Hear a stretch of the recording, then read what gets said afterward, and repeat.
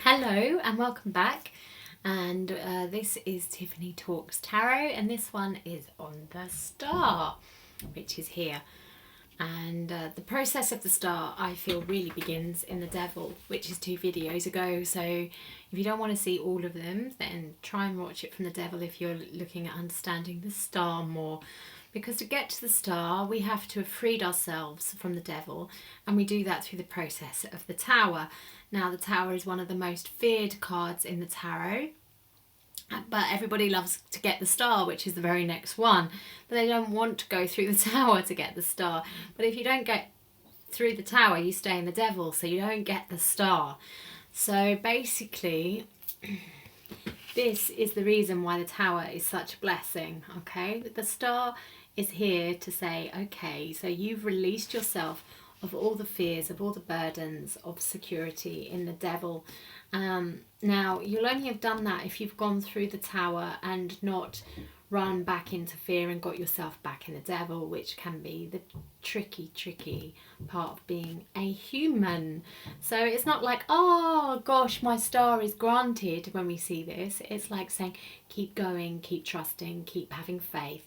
You're nearly there. You know, it is a bit of a challenge because it's so expansive. It's very hard for us to believe that we can actually do what the star is saying we can do. You know, it's very much a sense of we have blank canvas and we're painting our life, and it can be a little bit overwhelming. But if you get into fear, then you'll just go back through the Tower, back into the Devil. So the way through this is to practice trust and remembering that we don't know what the universe holds. Now, the story behind the star probably does talk about that quite well. She is the Egyptian goddess Nut, and she was the sky goddess, and she coupled off with her brother, who was the earth god, Geb. And Ra, who was the grandfather, wasn't very happy about this. So he banned them from seeing each other in what was then the 360-day year. And Thoth, who's that little bird in the tree up there, who is the magician in the tarot and the Egyptian god of magic, he said, don't worry, Nut, I'm going to make 5 more days in the year where you can be with Geb.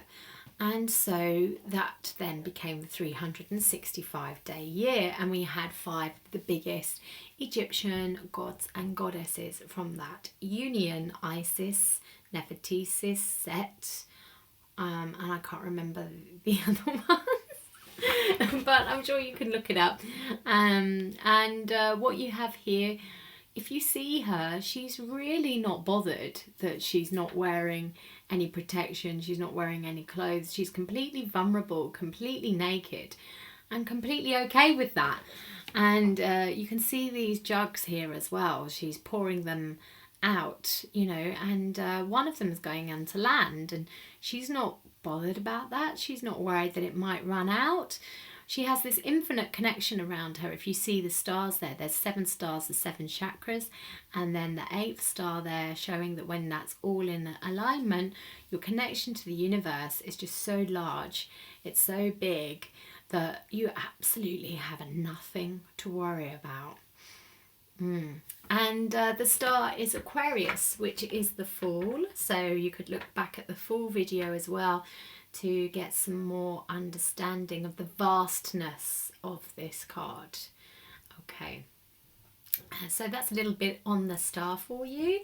And if you would like to learn more with me, please visit my website tiffanycrosara.com, and next up we'll be looking at the moon. See you there.